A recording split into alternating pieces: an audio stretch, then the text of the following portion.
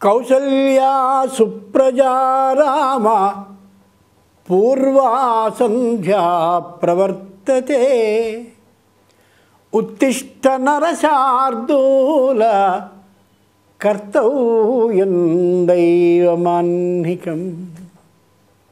ఇది వాల్మీకి శ్రీమద్ రామాయణంలో రాసినటువంటి శ్లోకం. ఈ శ్లోకాన్ని వినగానే ఎవరైనా వెంకటేశ్వర సుప్రభాతంలో ఉన్న మొదటి శ్లోకం అనేస్తారు. కానీ రమ్య జామాతృ ముని వెంకటేశ్వర సుప్రభాతాన్ని వ్రాసినటువంటి మహానుభావుడు తన సుప్రభాతంలో మొట్టమొదటి శ్లోకంగా దేన్ని ఉంచితే ఆ సుప్రభాతం శాశ్వత కాలం ఉంటుందా అని బాగా ఆలోచించి వాల్మీకి మహర్షి వ్రాసిన శ్రీమద్ రామాయణంలోని ఈ శ్లోకాన్ని తన సుప్రభాతంలోని మొదటి శ్లోకంగా ఉంచుకున్నాడు. కాబట్టే సుప్రభాతం అలా లోకం నిండుగా వ్యాప్తి జరుగుతోంది అన్ని యుగాల్లో. కౌసల్యా సుప్రజా రామ పూర్వా సంధ్యా ప్రవర్తతే. ఇక్కడ చిత్రం ఉంది. విశ్వామిత్రుడు రామ లక్ష్మణులు ఇద్దరినీ కూడా సూర్యుడు రాబోతున్నాడయా నిద్ర లేవండి అని లేపుతున్నాడు. పిల్లల్ని నిద్ర లేపవలసినటువంటి సమయం ఏది అనేది ఇతిహాసాలు పురాణాలు మనకి ప్రమాణంగా తెలియచేసేటటువంటిది ఇక్కడ కనిపిస్తుంది. సూర్యుడు రావడానికి ముందే మీరిరువురు నిద్ర లేవవలసిందని విశ్వామిత్రుడు లేపుతున్నాడు అంటే ఎందుకని లేవాలి అనేది మనం అర్థం చేసుకోవాలి. లేవవలసిన కాలం అది అని అందరూ అర్థం చేసుకోవాలి. పైగా మరో విశేషం కూడా ఉంది. సంతానం మనందరికీ కలిగారు. జాగ్రత్తగా ఒక్కసారి ఆలోచించండి. సూర్య ఉదయానికి పూర్వం బ్రాహ్మీ ముహూర్త కాలం అంటే 4:30-5 మధ్యలో పిల్లలు వాళ్ళంతటా వాళ్ళు లేచి చక్కగా ఆడుకోవడం మొదలు పెడతారు. ఎందుకని? నిద్ర లేవవలసిన కాలం ఇదిరా అని మనకి సూచిస్తారు వాళ్ళు. ఎంత గొప్ప మాట. కానీ 9 గంటలకి నిద్ర లేవడం అలవాటైనటువంటి తల్లి మాత్రం వాడిని గట్టిగా జోకొడుతూ పడుకో పడుకో ఇంకా తెల్లారలా అని చెప్పి ఈవిడికి ఉన్నటువంటి ఈ పాడలవాటిని వాడికి నేర్పుతుంది. ఆలోచించి చూడండి. సూర్యుడు ప్రబోధ కిరణమని పంపిస్తాడు. ఎంత గొప్ప మాట చూడండి. ప్రబోధ కిరణం తెల్లవారుజామున బ్రాహ్మీ ముహూర్తంలో వస్తుంది. అంటే ఈ సమయంలో నిద్ర లేవరా?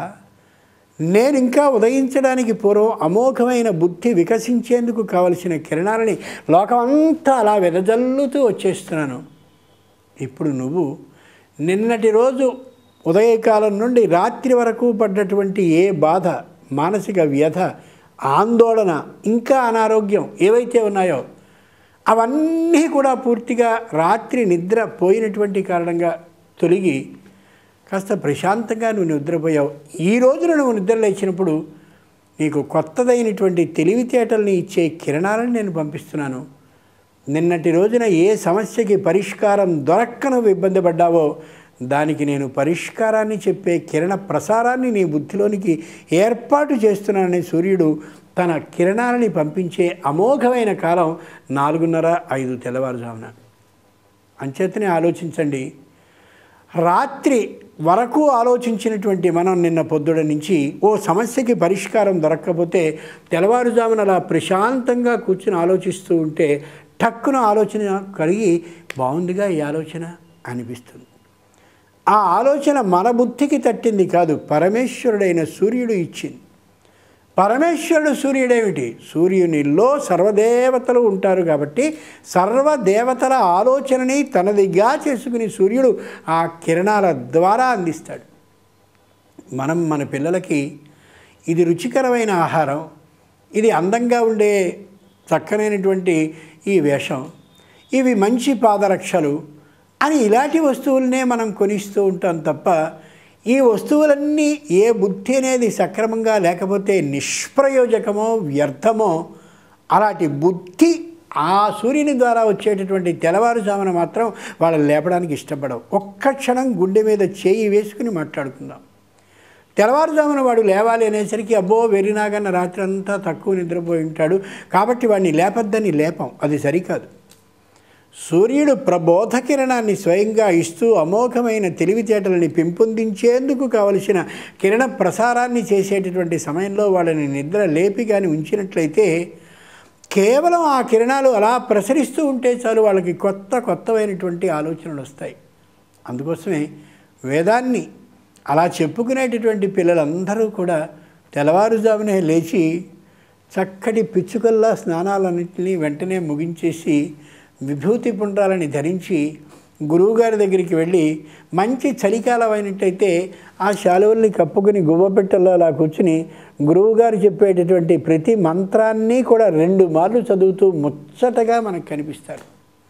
ఇది నిజం కాబట్టే 82 పన్నాల ఆ వేదం ఏదైతే ఉందో దాంట్లో ఎక్కడి మంత్రాన్ని మొదలు వాళ్ళకు అందించినా చిట్ట చివరి వరకు అక్షరం తప్పు లేకుండా ఉదాత్త అనుదాత్త స్వరిత భేదాల క్రమం తప్పకుండా వాళ్ళు చెప్తున్నారు. 3 నిమిషాల పాటని పాడడానికి 36 సార్లు చూసుకునేటటువంటి మనకి వేద అధ్యయనం చేసి వేదాన్ని చూడకుండా చెప్పేటటువంటి వేద పండితుల యొక్క గొప్పదనాన్ని ఒక్కసారి పరిశీలించి చూస్తే ఆశ్చర్యం వేయక మానదు. అసూయ లేకుండా పరిశీలించి చూస్తే అంతటి శక్తి వాళ్ళకి ఎలా వచ్చింది అంటే సూర్య ఉదయకాలానికి పూర్వమే లేచి ప్రబోధ కిరణాలని బుద్ధి నిండా నింపుకుని అమోఘంగా ధారణ శక్తిని పెంపొందించుకున్నారు. కాబట్టే ఇది యథార్థం.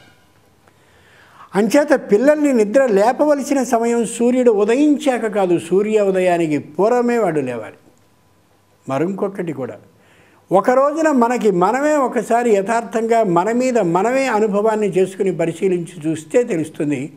సూర్య ఉదయకాలానికి ముందే లేచి స్నానాన్ని అది చేసి చక్కగా దైవం ముందు కూర్చున్నట్టయితే ఆ రోజంతా ఎంత ఉత్సాహంగా ఆనందంగా మంచి శక్తితో ఉంటామో, అదే సూర్యోదయం అయిపోయిన తర్వాత బద్ధకంగా నిద్రలేస్తే ఎంత అదో తీరైనటువంటి ఆలోచనతో మన శరీరాన్ని అలా ఏదో చెప్పలేనటువంటి బాధతో ఈడ్చుకుంటూ పోతామో మనకు అర్థమవుతుంది. మరో విశేషం కూడా ఉంది. మనం కాదు, నిజానికి నిద్రలేపేటటువంటి కోడి చూడండి తెల్లవారుజామునే అరుస్తుంది, ఇది నిద్రలేచే సమయం రాని. పక్షులన్నీ కూడా కిచకిచలాడుతూ ఇది నిద్రలేచే సమయం రా, లేవండిరా, మేము లోకంలో అన్నిటికంటే అధమ పక్షులని చెప్పబడుతూ ఉండేటటువంటి జాతికి చెందిన వాళ్ళం. లోకంలో ఎవరైనా తక్కువగా ఉండి తక్కువగా చూడబడవలసినటువంటి పరిస్థితిలో వాడిని ఓరి పక్షి అని తిడతాం, వాడు తక్కువ ప్రాణి అని. కానీ ఆ పక్షి తెల్లవారుజామున లేస్తుందే, దానికంటే ఆలస్యంగా లేస్తే మనం నిజంగా వాళ్ళని పక్షి అని తిట్టగలిగినటువంటి అధికారం ఉన్నవాళ్ళమేనా? ఆలోచించి చూడండి. పక్షులన్నీ తెల్లవారుజామునే కిచకిచలాడుతూ లేస్తాయి. పాము లేస్తుంది, ఇతరమైనటువంటి సరీసృపాలన్నీ లేస్తాయి. కలుగుల్లో ఉండేటటువంటి ఎలుకలు, అలాగే పాములు, జలచరాలు, వనచరాలు, ఆకాశంలో తిరిగేటటువంటి పక్షులు, ఇంకా మిగిలినటువంటి అన్ని విధాలైన నడక కలిగినవి లేవడమే కాక వృక్షాలు కూడా చక్కగా అలా మెల్లగా ఆకుల్ని విచ్చుతూ పుష్పాలని అలా విచ్చుకునేలా చేస్తూ, అంతేకాక ఫలాల్లోకి అమోఘమైనటువంటి ఔషధీ శక్తిని పెట్టి ఫలాన్ని వృద్ధి చేస్తూ తెల్లవారుజామునే ఇవన్నీ చేయడానికి కారణం సూర్యభగవాను యొక్క కిరణ ప్రసారం మాత్రమే. ఒక్కసారి అరటి చెట్టుని మనం కానీ చూసినట్టయితే తెల్లవారుజామున కనిపించేటటువంటి అరటి ఆకు విచ్చుకుంటున్నటువంటిది పరిశీలించి చూస్తే, అలాగే మందార పుష్పాన్ని కానీ విచ్చుకునేటటువంటి దాన్ని చూస్తే సూర్యుని యొక్క కిరణ ప్రసారం ఎంత అమోఘంగా దాన్ని మెల్లమెల్లగా వృద్ధి చేస్తూ ఉంటుందనేది అతి స్పష్టంగా మనకి అర్థమవుతుంది. అందుకని యథార్థంగా పిల్లల్ని బుద్ధిమంతులుగా చెయ్యాలి, బద్ధకం లేనివాళ్ళుగా చెయ్యాలి, వెంటనే చెప్పగానే గ్రహించగలిగిన శక్తివంతులుగా చెయ్యాలి, వాళ్ళు మంచి ఉత్సాహంతో ప్రతి దాంట్లోనూ చురుకుగా ఉండేలా చెయ్యాలి అని అన్నట్లయితే వాళ్ళని తెల్లవారుజామునే నిద్ర లేపాలి. తెల్లవారుజామునే నిద్ర లేపాలి అనే చోట చిన్న మాట ఆలోచించుకోవాలి.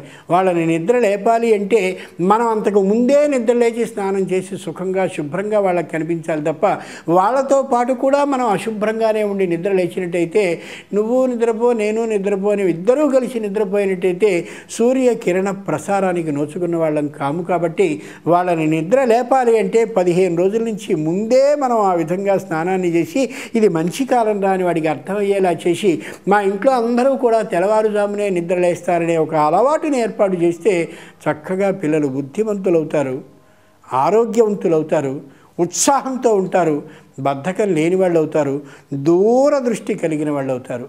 ప్రయత్నిద్దాం, చేసి కష్టమేం కాదు కదా. స్వస్తి.